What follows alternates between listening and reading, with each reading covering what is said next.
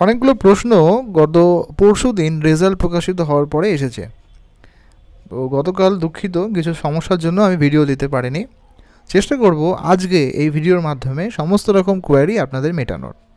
প্রথম প্রশ্ন, মার্কশিট কবে দেবে? এই বছর তো অবশ্যই সম্ভব নয়, আপনাদের মিনিমাম 2 থেকে 3 সপ্তাহ অপেক্ষা করতে হবে। নোটিফিকেশন কিন্তু আপনারা পেয়ে যাবেন। অনেকেই বলছে যে ফার্স্ট সেমিস্টারের মার্কশিট তো এখনও আসেনি, তাহলে আমাদের কী করে দেবে? আপনাদেরই কিন্তু অনেকটা আগে দেবে, যেহেতু আপনাদের লাস্ট সেমিস্টার অলরেডি লেট করে ফেলেছে। আপনারা 2 থেকে 3 সপ্তাহ অপেক্ষা করুন। আগামী বছরে অবশ্যই কিন্তু আপনারা আপনাদের মার্কশিটটা পেয়ে যাবেন। যখনই নোটিফিকেশন আসবে সেটা নিয়ে আমি বলে দেবো। মাইগ্রেশন সার্টিফিকেট, দেখুন মাইগ্রেশন সার্টিফিকেট তুলতে গেলে আপনাদের কিন্তু মার্কশিটটা ম্যান্ডেটরি লাগবেই লাগবে। শুধুমাত্র রেজিস্ট্রেশন সার্টিফিকেট দিয়ে হবে না। তাই মার্কশিট এবং রেজিস্ট্রেশন সার্টিফিকেট একটা ফর্ম আছে, যেটা আমাদের গ্রুপে আছে, সেখান থেকে আপনারা ডাউনলোড করে নিতে পারবেন। এবং তার সঙ্গে কিছু ডকুমেন্টস আরও লাগবে, সেগুলো নিয়ে এবং ফিজ নিয়ে আপনারা কিন্তু করতে পারবেন। আগামী ভিডিওতে আমি মাইগ্রেশন সার্টিফিকেট নিয়ে আলোচনা করব, কিন্তু মার্কশিট না পাওয়া পর্যন্ত কিন্তু আপনারা মার্কশিট পাবেন না। EWF অর্থাৎ এঙ্গেজমেন্ট উইথ ফিল্ড প্র্যাকটিকামে যারা সাপ্লি পেয়েছেন তাদের কথা বলে রাখি, দুঃখিত ব্যাপার, EWF-এ কিন্তু আপনাদের রিভিউ করা যায় না। যারা ফেল করেছেন তাদের ব্যাপারটাও একই, আপনারা কিন্তু রিভিউ করতে পারবেন না। ফেল্ড মানে হচ্ছে 2টোর বেশি পেপারে আপনারা কিন্তু সাপ্লি পেয়েছেন।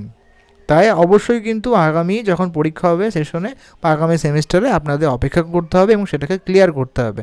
যারা শুধুমাত্র থিওরি পেপারেতে সাপ্লি পেয়েছেন তারাই শুধুমাত্র রিভিউ করতে পারবেন। আরেকবার বলছি, যারা শুধুমাত্র থিওরি পেপারে, সেটা ম্যাক্সিমাম 2টো পেপারে সাপ্লি পেয়েছেন, তারাই কিন্তু রিভিউ করতে পারবেন।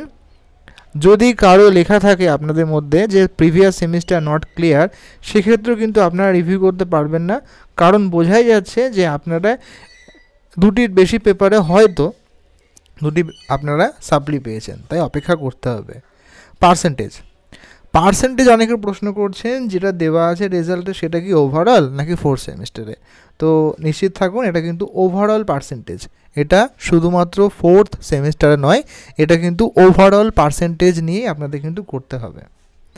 এই যে 4টে টপিক, আশা করি বেশিরভাগ যে প্রশ্ন আপনাদের এই 4টে টপিক নিয়ে কিন্তু হয়েছে: মার্কশিট, মাইগ্রেশন, EWF বা ফেল এবং পার্সেন্টেজ।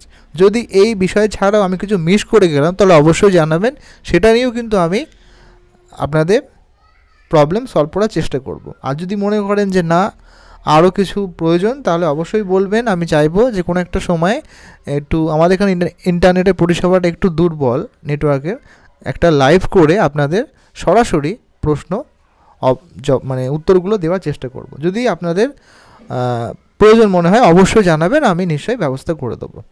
ভিডিওটা ইনফরমেটিভ মনে হলে লাইক করতে পারেন এবং অনেকটা সময় আপনারা ছিলেন, তার জন্য প্রত্যেককে আপনাদের ধন্যবাদ।